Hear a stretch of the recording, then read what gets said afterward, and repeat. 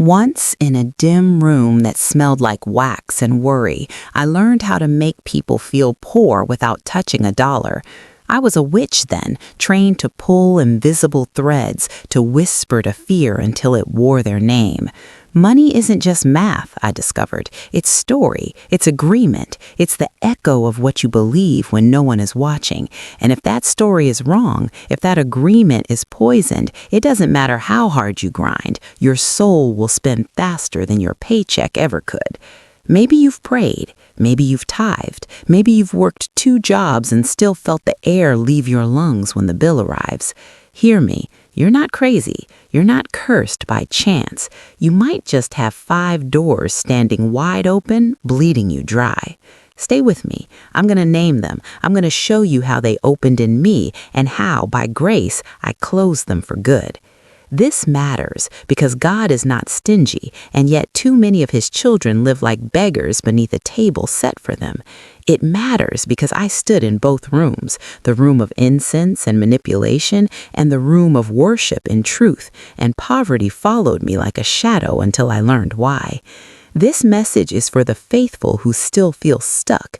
It's for the mother folding bills like origami, praying they multiply. It's for the pastor who preaches hope and goes home to the gnawing fear of not enough. It's for the skeptic who wonders why belief seems to stop at the bank. This is for anyone tired of surviving while singing about abundance, ready to turn a key only heaven can craft. When I left the occult, I thought the battle was over. I deleted numbers, burned talismans, got baptized in a lake where the water was so cold it felt like a second birth. But the first month after, the rent notice still found me. I worked, I prayed, I cried into envelopes sealed with my breath, and the math never bent in my favor. I remember kneeling on a kitchen floor, an eviction letter like a blade in my hands, asking, "Lord, why is the war still in my wallet?" The answer did not come as cash. It came as light in a dark hallway, revealing 5 hinges I didn't know existed. The first door was agreement with a lie. In my old life, power came from agreement. Give permission, and something gets permission to move. I'd broken with rituals, but I was still whispering the same vows that powered them. People like me will always be broke. If I ever get money, they'll take it. I am my own provider, so I must never rest. Those phrases sound like protection, like realism, even like wisdom even, but they are shackles dressed as advice. Every time I said I can't afford peace, my heart signed an invisible contract. I didn't realize that heaven had a sentence waiting on the tip of my tongue. The Lord is my shepherd, I shall not want. Closing that door began with confession. I renounced the inner vows that made poverty feel like identity. I spoke truth until it bruised my pride. I stopped calling struggle my personality. Agreement turned and a window cracked open. The second door was unforgiveness and envy, the slow poison. I used to roll my eyes at people who prospered, hiding jealousy behind theology. Money must have them, I'd say, as if snatching someone's testimony back from their hands made mine safer. I carried anger toward the boss who underpaid me, the father who never taught me, the ex who borrowed and never returned. Bitterness feels like interest. It grows while you sleep, but it doesn't grow your account. It grows your chains. I learned that unforgiveness dammed the river in both directions. When I forgave, I wasn't excusing, I was unclenching. One night, I wrote names on paper, and voice shaking said, "I release you from my courtroom." Tears came hot, and with them a strange quiet. I felt my fingers uncurl, and with them my capacity to receive. The third door was idolatry, worshiping what I feared or feared losing. In the occult, I bowed to money without calling it worship. Money was proof I had power. When I got saved, I swung the pendulum the other way and wore poverty like holiness, as if lack was a badge that made me pure and other people suspect. Both were altars to the wrong God. Jesus didn't shame the woman with oil. He rebuked the one counting it like a thief. He warned about mammon not because money is evil, but because serving it makes you small. I had to lay down both idols, the lust for more and the pride in less. I had to learn the sound of a free heart. Money is a tool in my hand, not a master on my neck.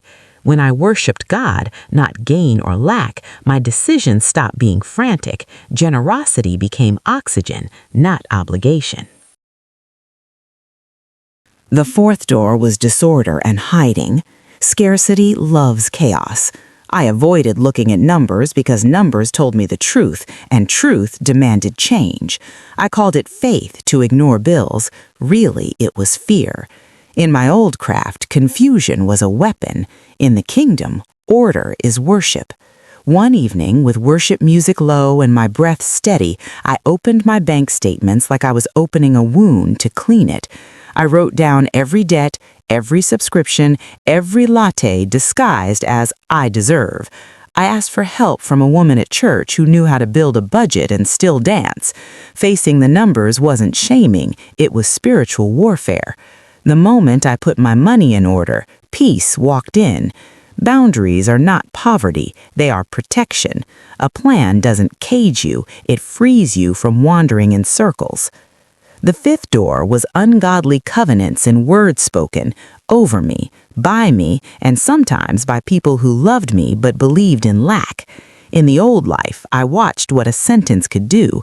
Words cast shadows that lived longer than the moment. Some of you grew up under phrases like, "We're poor and always will be," "We don't ask for help," "Rich people are crooks," "Artists starve," "Ministry means lack." Those are not proverbs, they are chains. Others of you have spiritual entanglements you never named, oaths made in fear, rituals attended out of curiosity, or family histories tied to control. I learned to pray differently, not bargaining, not begging, renouncing. In Jesus' name, I break agreement with every word that taught me to love lack. I cancel every covenant, spoken, written, or assumed, that says I must suffer to be safe. I belong to Christ. I steward his gifts with clean hands. The day I prayed that, I slept for the first time in months without dreaming of bills chasing me down a hallway. Here is the heart of it. Abundance is not first a number, it's a name you answer to. When God called me daughter, he also called me out of survival. But I kept trying to bring my old survival skills into a kingdom that runs on trust. Scarcity teaches you to hoard. Heaven teaches you to host. Scarcity says, clench your fist. Heaven says, open your hand. Scarcity is noisy. Heaven is simple. Agreement with truth, forgiveness that keeps the river moving, worship that places the tool back under the king, order that turns panic into plan, and speech that lifts, not curses. You won't close these doors by white-knuckling, you close them by stepping into a different story, one where you are provided for so you can provide, blessed so you can build, healed so you can heal. That doesn't mean money rains from the sky. It means you stop leaking. It means opportunities that were always there finally look like doors, not traps. It means you're no longer repelling help with your shame. It means you hear God in the grocery aisle say, "Not that, not now," and you feel peace, not punishment. It means generosity doesn't scare you, it steadies you. It means the devourer loses jurisdiction because you revoked his permission. And yes, it means learning skills, budgeting, saving, negotiating, not as self-salvation, but as stewardship. Grace doesn't make you passive, it makes you powerful. My turning point was not glamorous, it was fluorescent. I was in a checkout line holding bread and a gallon of milk when the card reader screamed, "Decline." The line behind me sighed, those tiny daggers strangers throw when they're late and you're in the way. I felt the old shame rise, hot and familiar. I wanted to cry or run. Instead, I closed my eyes for the briefest prayer. "Jesus, I am tired of being the girl who survives," and I heard, not out loud but deep, a sentence that rolled through me like thunder. "Change your master, change your mouth, change your map." Right there, with a cashier trying not to stare, I knew what he meant. Master, I had to stop bowing to fear and bow to him in my money. Mouth, I had to stop cursing my life with casual sentences. Map, I had to stop wandering and choose order.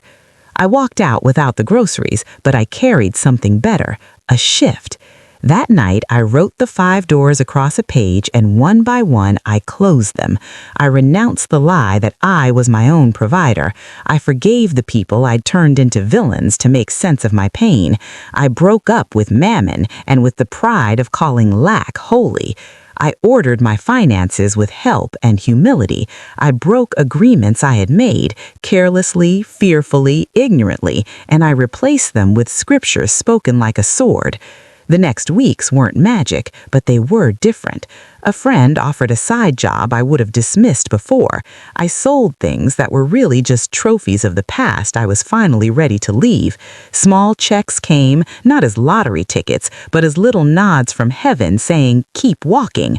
The drain was plugged. The house of my life stopped creaking. The air came back. If you're listening with your heart pounding because some of this is you, let me hold your face with words. You are not destined to live as a beggar in a house built by a king. Close the door of agreement with lies. Call yourself what God calls you. Close the door of unforgiveness. Let the river run. Close the door of idolatry. Stop bowing to more or to less. Close the door of disorder. Let order be your worship, not your prison. Close the door of ungodly covenants and careless words. Break, revoke, replace, and bless. Then lift your eyes. You'll find there was provision walking beside you the whole time, waiting for your yes. Let this be the scene we end on. You in a quiet room, papers on the table, the lamp warm, your shoulders lower than they've been in years. You whisper, "I am a child, not a slave. I will steward, not strive. I will bless, not bind. The Lord is my shepherd. I shall not want." Maybe nothing moves in that exact second. No fireworks, no confetti. That's okay. Seeds don't explode, they root. Tomorrow you make a call, you make a plan, you forgive again. You give a little even when it feels like you can't. You speak life over the work of your hands. You keep the door shut and you keep your heart open. And slowly, then suddenly, you find yourself breathing in a different atmosphere, the kind where you don't apologize for existing. I used to chain people to scarcity with whispers. Now I untie them with testimony. If God could lead me from candles and curses to a table where there is always bread, He can lead you too. Not to a life without cost, but to a life without chains. Not to a fantasy, but to a future. Remember this when the night tries to rehearse your old story back to you. Scarcity is a thief, but it's also a liar. It only lives where it's believed. So, believe something truer. Close the doors. Open your hands. Your Father is not broke, and in His house, neither are you.